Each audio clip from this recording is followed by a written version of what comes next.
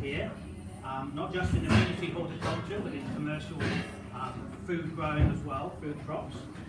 I was a local government officer, that was my career in local government, and that's part of my life story really, because Christian faith relates very much to my career and the development of my career.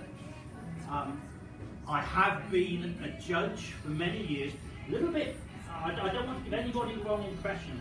Somehow the word show has got into the advert. I've never been a horticultural show judge.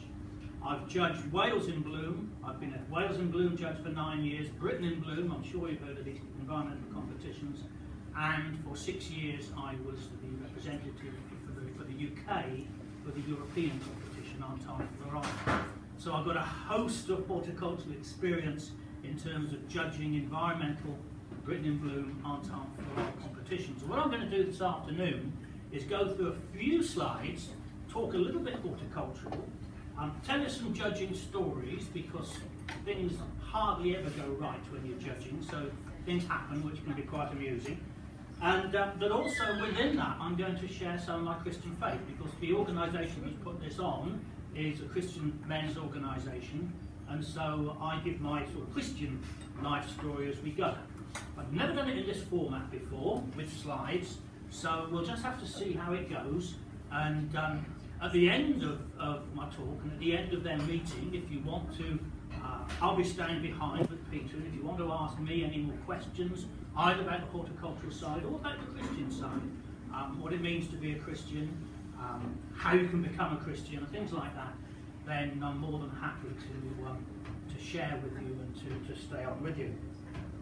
Just want to start off with something which you might find a little challenging, because obviously as a horticulturalist, my background is in science, and yet I have found out in my mid-30s and for the last 30 years that the God, our God, Christian God, is a supernatural God. He's a supernatural spirit, and so there are elements of the supernatural happening all the time. We can describe how many things happening within our scientific understanding, but we can't describe and understand everything. To give you an example of that, I gave an after-dinner talk just 6 weeks ago now. In between that time and now, I've been visiting my family in Kuala Lumpur for 3 weeks, hence the reason for the orchids, and they'll pop up during my slides as I go along. I'm very keen on this. This was taken in the Orchid Botanical Garden in Kuala Lumpur, and all these are orchids being grown. They're cannas, of course, in the same gardens for display, lots of colour to start off with. But I just wanted to share something with you. I gave that evening talk, and at the end of that talk, a woman came up to me and she asked me to pray for her. I'd noticed her during the meeting because, you know, you can see the faces, and it's quite clear that she was distressed, and was distressed for most of the meeting. And so she came up to me at the end, and she shared with me that she'd just been diagnosed with a serious tumour in her bladder, and was very, very concerned and frightened about cancer, and it was a cancerous growth. And so she asked me to pray for her, which I did. I prayed for her. I prayed for her healing in the name of the Lord Jesus Christ, because if any of you know the Bible, you'll know that many miraculous happenings happened during the time that he was on earth, as he prayed and laid hands on people, and I did exactly the same thing. And then while I was away in Kuala Lumpur, I don't know how she got my email, but I got an email from her telling me that she'd been in the hospital to have further tests. She was having further tests to identify what surgery was required and what chemotherapy, only to find that the tumour had completely disappeared. And they had no understanding of why it had disappeared. It just wasn't there anymore, whereas the X-rays clearly showed that it was before. Now, scientists and people like me as horticulturalists with a scientific background, we can't explain that, but God can. And he's the man who created everything, or the spirit who created everything, and so there are things that he thinks and things that he does that we haven't even started to understand, even though we as human beings think we know so much. So I found that out, and that revelation, if you like, for me happened 35 years ago when I became a committed Christian.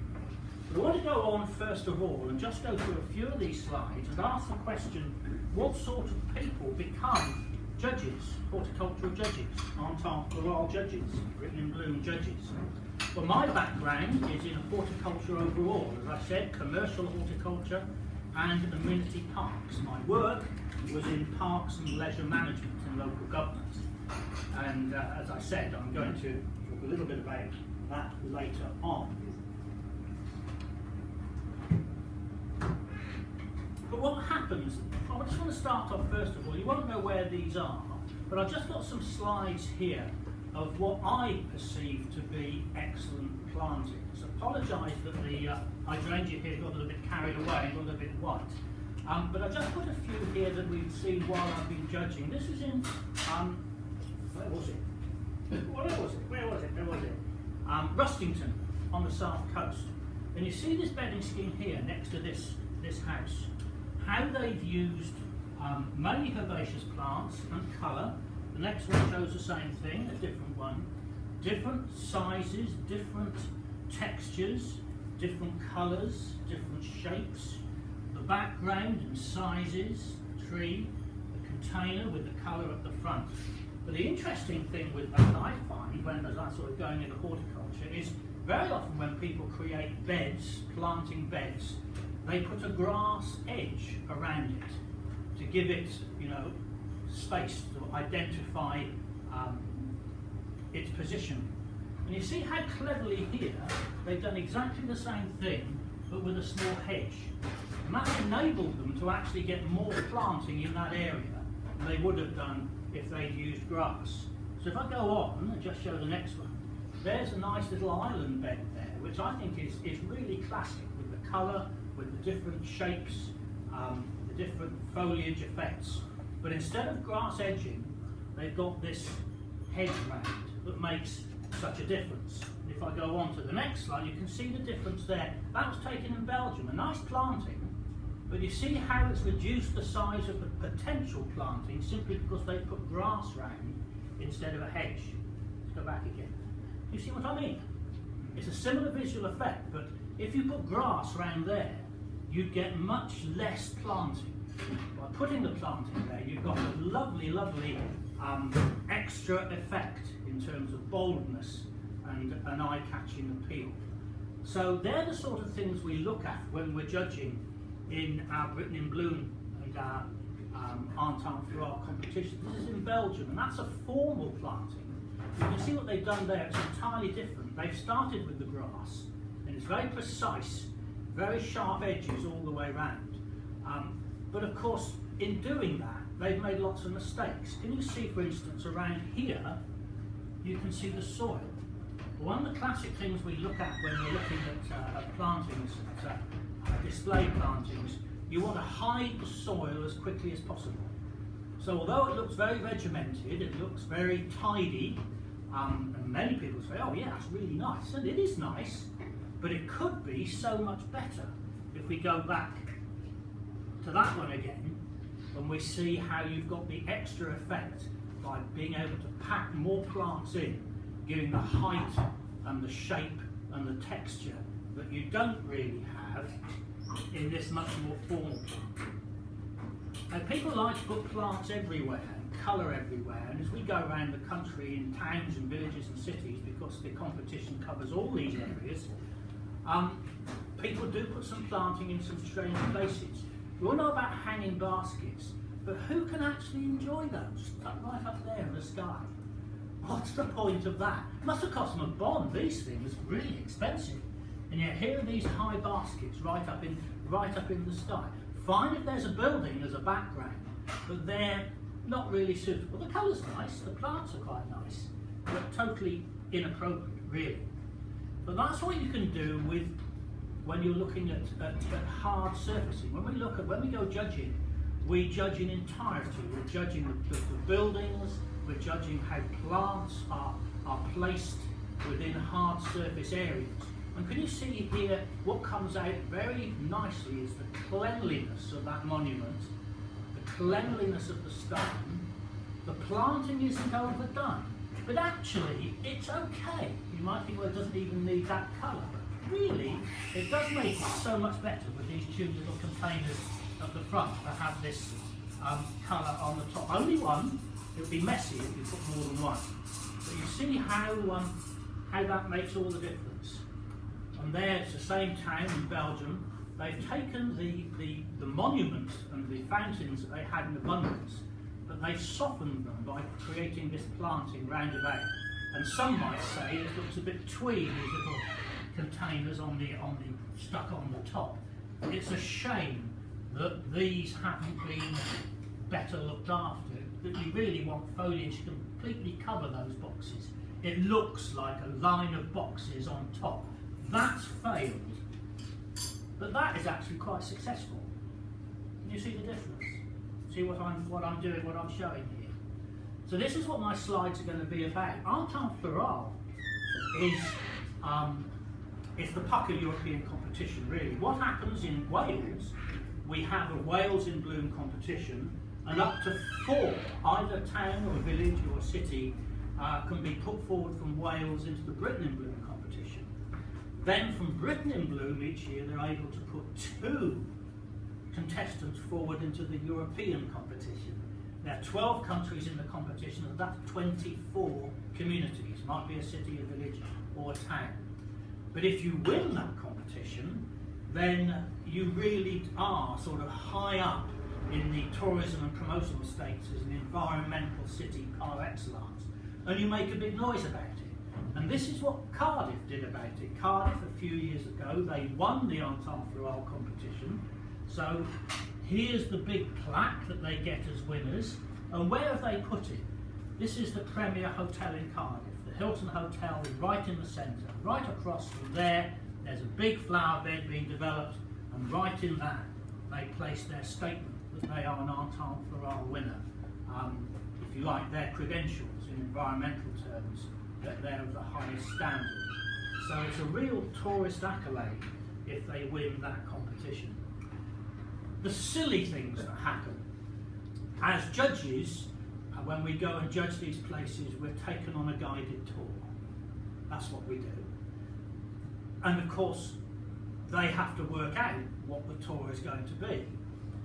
And part of it has to be in vehicles, and part of it has to be on foot.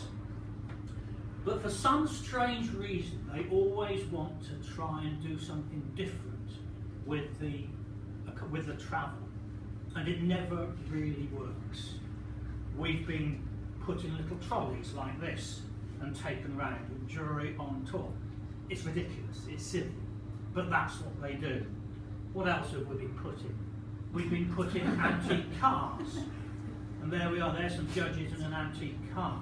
There's a town in Wales that put me in an old car as the judge. And off we went in the little vehicle, putt, putt, putt, with a sign on the front saying we were judging for Wales in Bloom. We went down to the first roundabout, and he wanted to go first left.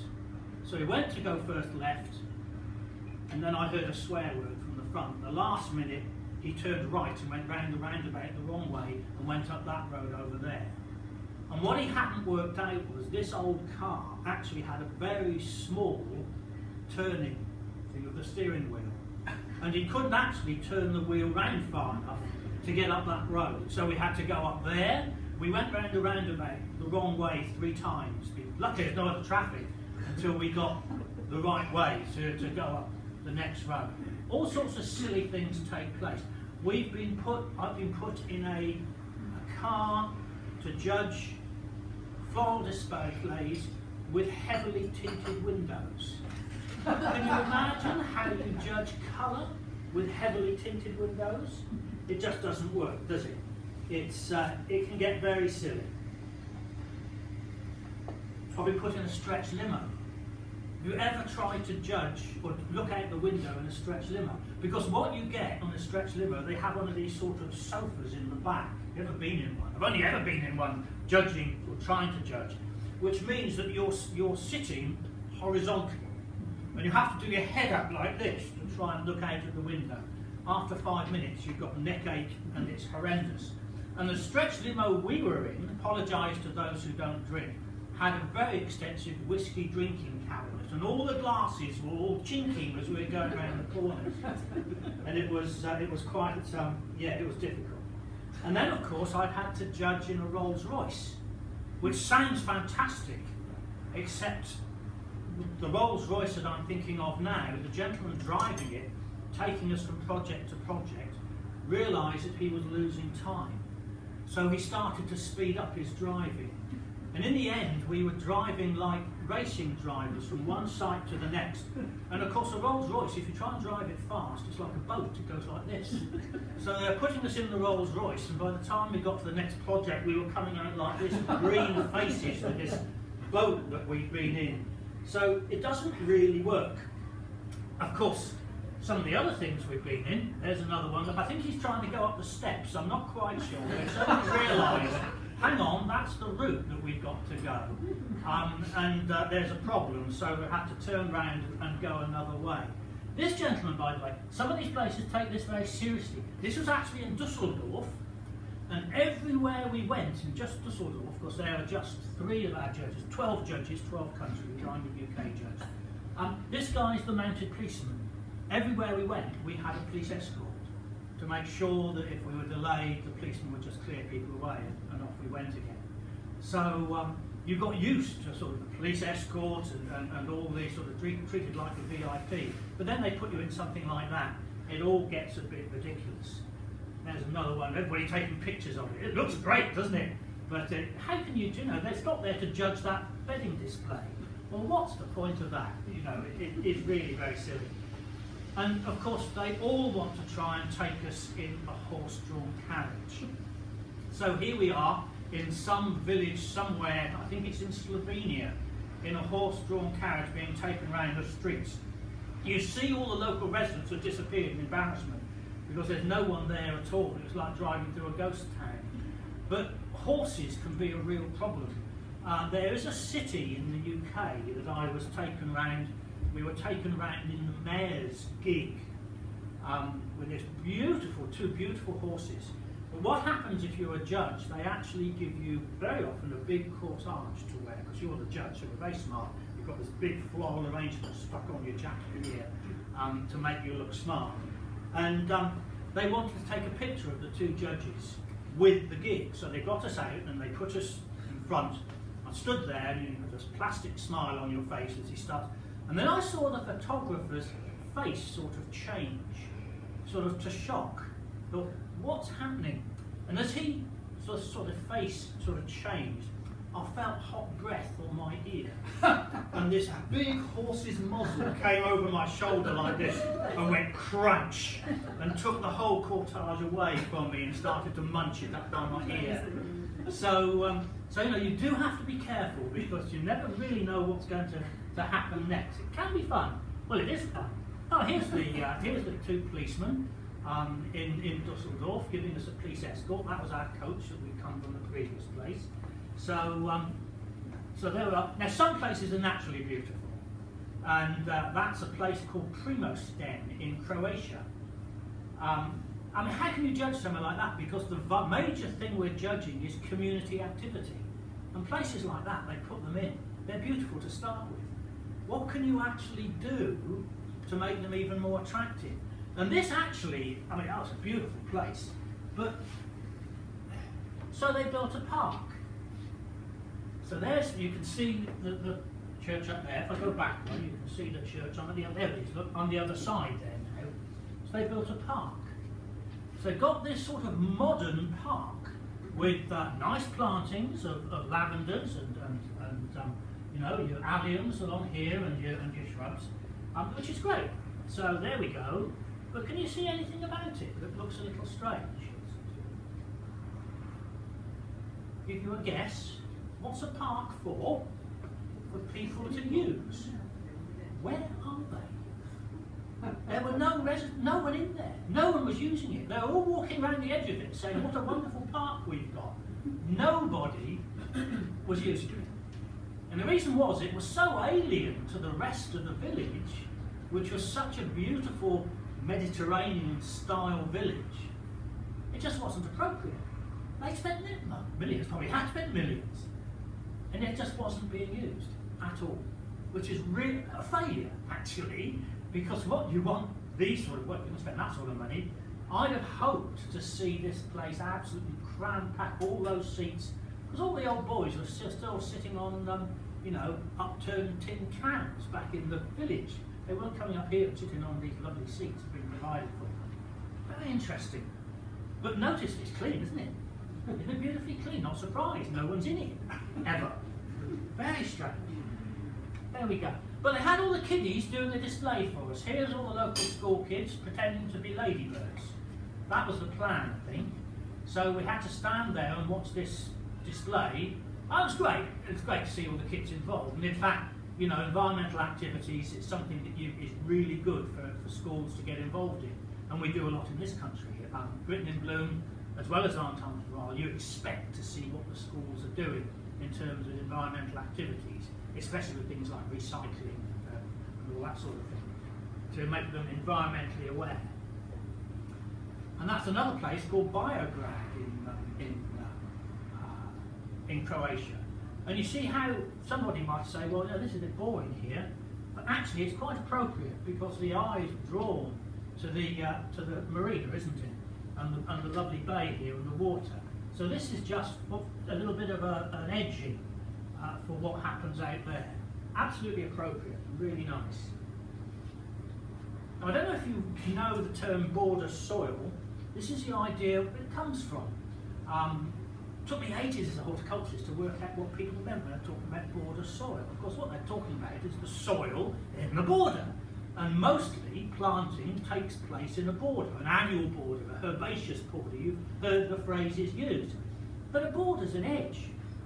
So in Croatia, they've taken this on board and they've done edges around things.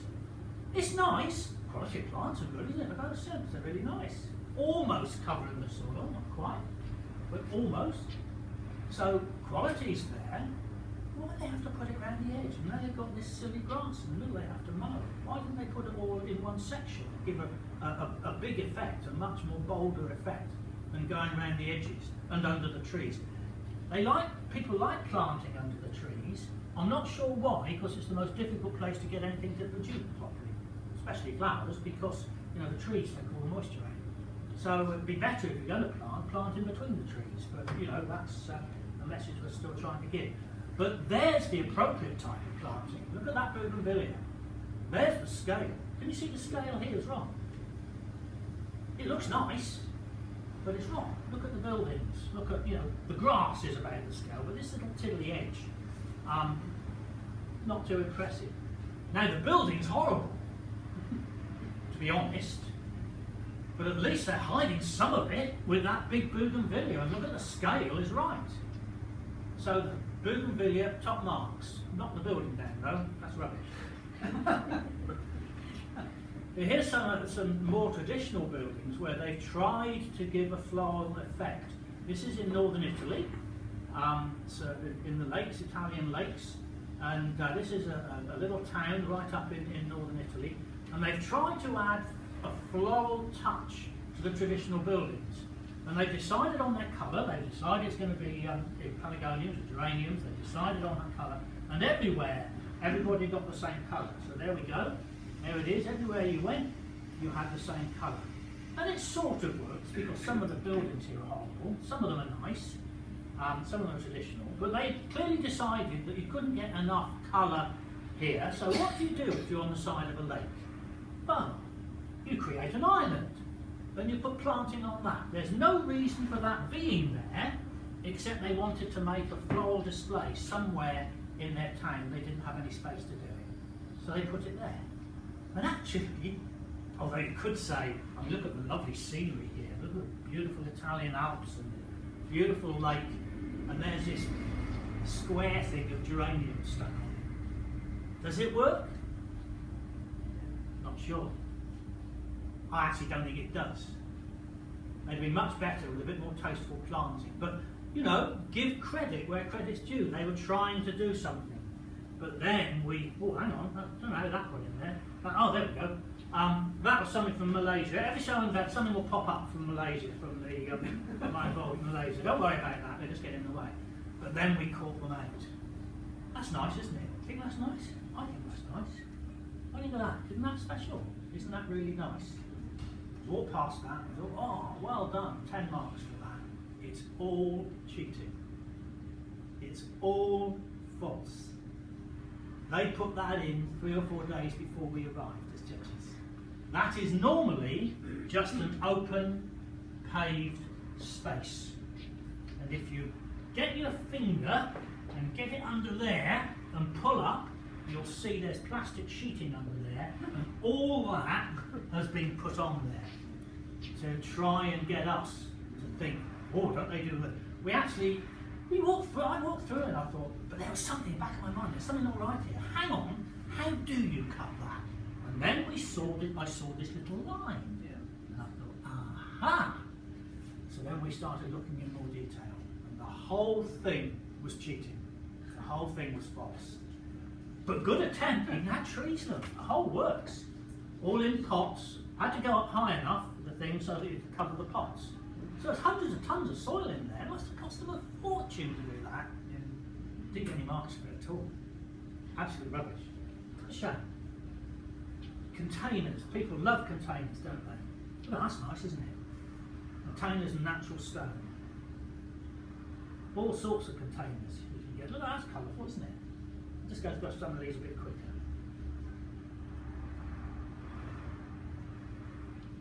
Interesting with wood. And here these steps again. Now that's actually modern display, no edging, just 3 splodges with a little thing in the middle. That's nice. No soil. Not bad. Not what I'd have done in that position, but you know, if you want to make a colourful effect, it's not bad, is it? Oh, we're back to the Malaysia again. Look at those. These are commercially grown. These are the things you get in the garden centre. Sent over from Malaysia. This is an orchid farm in Malaysia, and of course they get very, very colourful in their effects. Oops, there's an even bigger one. Goodness me. Now, I told you about Cardiff, the Hilton Hotel, earlier on, and down here somewhere around the corner is where that bed is with that plaque. But if you're going to do precision hedging and precision planting, that's the way to do it. And of course, the Hilton Hotel is the place to look at it from. So only if you're in the Hilton Hotel can you appreciate that. You get that down to ground level, it doesn't look the same. But there, that looks really super, doesn't it? Really nice. But you have to pay the 5-star prices to get it. And you have to be above floor 10. But, so, you know, horses for courses, I suppose. That's the main city hall in Dusseldorf. And again, more of your precision plant. But you can see the difference there. They've still got their little edge. Not so sure about that. And that's all precision, but they've actually put in a modern art design there. Completely different style of design. But from above, it looks really nice, doesn't it? And there were lots of windows that you could see it out of, so that was good. Sometimes people put these plantings in positions where actually, like the Hilton Hotel, no one could see them from ground level. Just to prove that it was real, they're the guys actually maintaining it. So 1 or 2 different examples. This is clever. This is a roundabout. It costs a fortune to plant up complete roundabouts. Fortune. So somebody here had a good idea of reducing the cost. And what they've done, they've got little strips here of planting on the roundabout, and most of it is cut by grass. The size would relate to the mowers they have to minimise the amount of time it takes a man to cut that. Probably about 10 minutes you'd go around the whole thing and it's all done. But from a roundabout, you see the roads come in at an angle. You see, there's another road there, there's another road there, carefully designed, because from the road, it looks as though the whole place is planted. So they've only got 3 or 4 strips, but from the road, when you look at it, you're approaching it, it looks as though the whole of the roundabout is full of plants. That's clever, isn't it? And you can do the same sort of thing in your garden on a small scale. And isn't it beautiful too? Yellows and whites. Really, really nice. So these little design tricks. Now you never really know what you're going to come up against when you're judging. I've told you some of the fun and games we've got up to with the transport. Just going along a bit. This was a small town in Austria. And some of these places do go to town. Our coach was stopped about 200 yards from the town centre, and we then had to walk in. And as we walked in, this was what we saw. The whole of the town had congregated in the town square to meet us.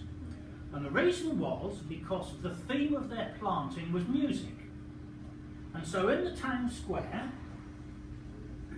they had the massed choirs of the town, they had the massed bands of the town, and this little platform here, they had their own composer who composed a piece of music in honour of the environment and floral displays and everything else. And so we sat there in the middle, and we listened to them play this and sing this. It included everybody in these windows here had an instrument. Can you see? There's one there, somebody blowing an umpire thing there. And suddenly, as this thing of the choir started, everybody appeared at these windows with their musical instruments to sort of increase the effect. It was quite amazing, but it's the only place I've ever been. Oh yeah, here's the old cans that were involved there, to increase the noise, hidden in amongst the plants. It's the only place I've ever judged an accompaniment of a walking band. Because at the appropriate time, all the umpire band, as I call them, got up, and off they went, marched through the village, and we were told we had to march behind them and judge as we went, which was impossible. But we did our best. But the quality was superb. Look at that. No soil being shown there. And it looks as though it's all jumbled up, but it's very carefully planned and organised. Look at that. Oh, there's the band taking us.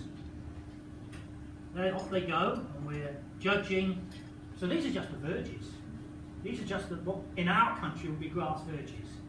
Everything was planted up with shrubs, appropriate herbaceous, annual where appropriate, and some of the planting was quite astonishing. Look at that over a bridge in the centre of the town.